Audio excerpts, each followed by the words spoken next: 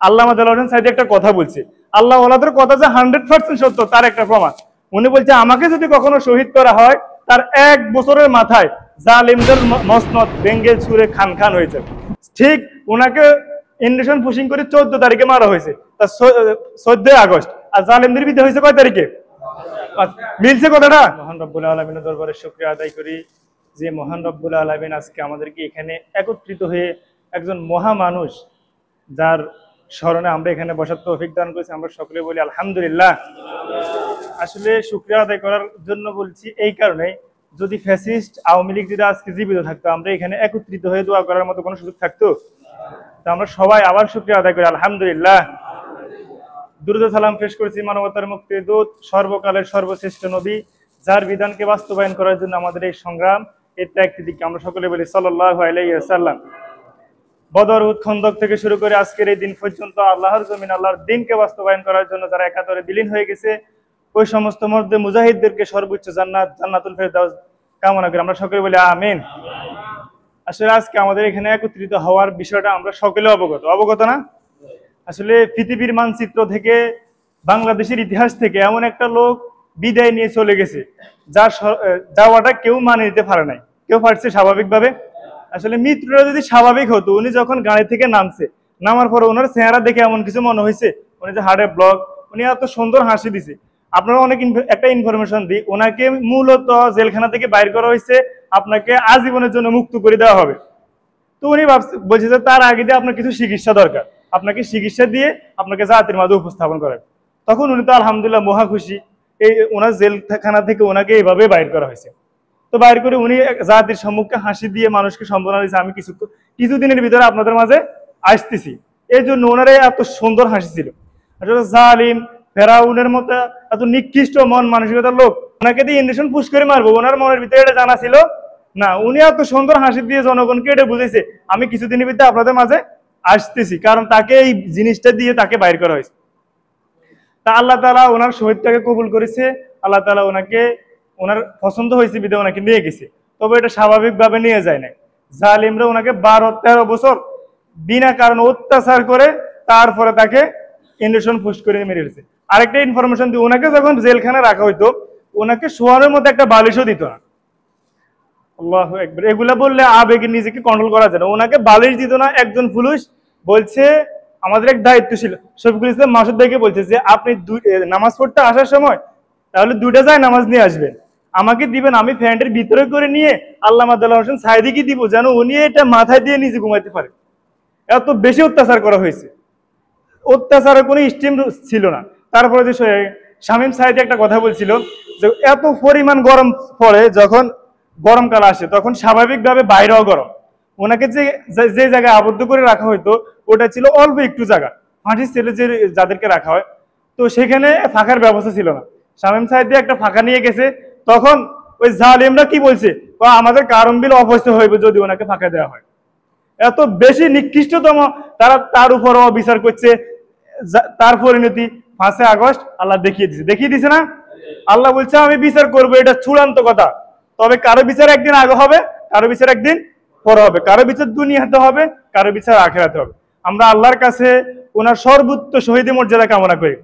ওনাকে এত নির্যাতন করা হয়েছে, ওনাকে অনেক বেশি অফার দেওয়া হয়েছে, আমরা হয়তো সাধারণ মানুষ এটা জানি না, আমাদের কাছে অ্যান্ড্রয়েড সেট নেই।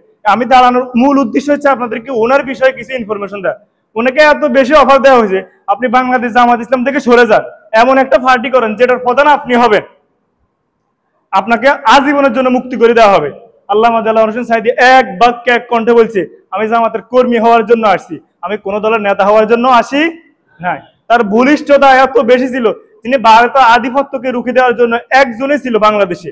ভারতের বিরুদ্ধে এত স্বচ্ছ, এত কঠিন কথা বলার মতো বাংলাদেশ তথা পৃথিবীর বুকে কেউ ছিল না। তিনি এক কণ্ঠে বলছে যে ভারত হচ্ছে হিন্দুস্তান, তাদের বিরুদ্ধে আমাদের একটা লড়াই হবে, একটা যুদ্ধ হবে, এই যুদ্ধের জন্য প্রস্তুত থাকো। তখনই ভারতের মোদির মতো এত কসাই, যার হাতে হাজার হাজার মুসলমানদের রক্ত, তিনি শেখ হাসিনার সাথে ডিল করে আল্লামা দেলোয়ার হোসেন সাঈদীকে ইন্ডেকশন পুশিং এর মাধ্যমে তাকে দুনিয়া থেকে বিদায় করে দিয়েছে।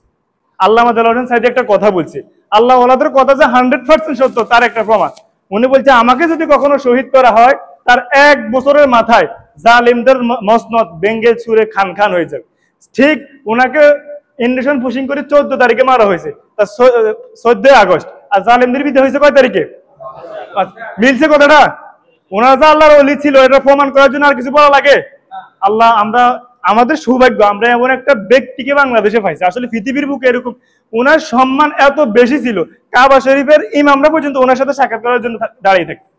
সুবহানাল্লাহ। আমাদের বাংলাদেশের রত্ন ছিল, যার পুরো জীবনের স্বপ্ন ছিল আমি এই দেশে ইসলামী স্টেট, যেন ইসলাম দিয়ে এই দেশটা পরিচালিত হয়, আমরা সেই স্বপ্ন বাস্তবায়ন। আমরা অবশ্যই আল্লামা দেলোয়ার হোসেন সাঈদীকে সবাই ভালোবাসি না? যদি আমরা ওনাকে ভালোবাসি, ওনার যদি মৃত্যুটা, ওনাকে যেভাবে অন্যায়ভাবে ইন্ডেকশন পুশিং করে দেওয়া হয়েছে, তার এই প্রতিশোধটা আমরা কিভাবে নেব? এক নম্বর কথা হচ্ছে, উনি যে স্বপ্ন দেখতেন এই দেশে যদি ইসলাম প্রতিষ্ঠিত হয় আমার আর কিছু লাগবে না, আমার জীবনের আর কোনো আশা আকাঙ্ক্ষা আক্ষেপ কিছু নেই, শুধুমাত্র এই আল্লাহর জমিনে আল্লাহর দিন আল্লাহর আইন দিয়ে প্রতিষ্ঠিত হবে। ওনার স্বপ্ন এটা ছিল। তো আমরা এটার জন্য কাজ করতে পারবো তো ইনশাল্লাহ? আমরা এটা দিয়ে কাজ করার মাধ্যমে আমাদের প্রতিবাদ হবে, আমাদের তাদের বিরুদ্ধে লড়াই হবে, যে ওনার স্বপ্নকে আমরা বাস্তবায়ন করেই ছাড়বো ইনশাল্লাহ। কারণ উনি কোনো আধিপত্য, কোনো তন্ত্র মন্ত্র, কোনো গোলামি করার জন্য কারোকে বলে নাই। উনি সবসময় বলছে কোরআন এবং হাদিসের কথা। কোরআন দিয়ে যে তাফসির করা যায়, কোরআন দিয়ে যে আল্লাহকে চেনা যায়, কোরআন দিয়ে যে রাষ্ট্র সমাজ গড়া যায়, একমাত্র তিনি গাইডলাইন দিয়েছে বাংলাদেশে। তাফসিরুল কোরআন মাহফিল উনি এটাকে আবিষ্কার করেছে বাংলাদেশ। তো উনি যদি বেঁচে থাকতেন, উনি যদি বাইরে থাকতেন 15-16 বছর, জালিমরা টিকতে পারতো না, এটা তাদের জানা হয়ে গেছে।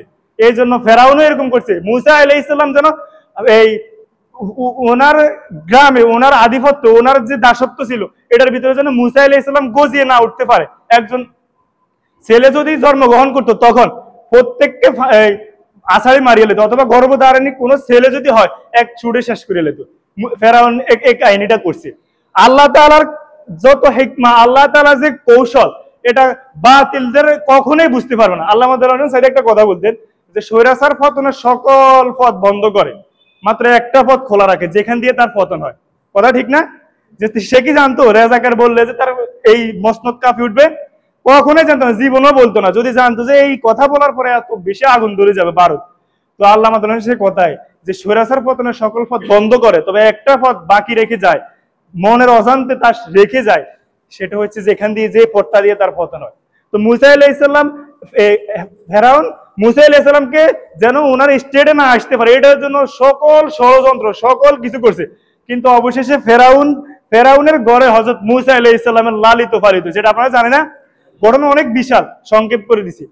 ফেরাউনের ঘরে আল্লাহ মুসা আলাইহিস সালামকে লালিত পালিত অনেক বড় করে, তারপরে এই ফেরাউন তার ক্ষমতা হারায়, হযরত মুসা আলাইহিস সালাম তার স্টেট, তার এই রাষ্ট্র পরিচালনা করছে। আমরা ইনশাআল্লাহ আল্লামা দেলোয়ার হোসেন যে স্বপ্ন, যে আকাঙ্ক্ষা, যে আক্ষেপ ছিল এই দেশটাকে ইসলামী স্টেট হিসেবে কবুল করা, আমাদের সকলের একটাই লক্ষ্য হওয়া দরকার।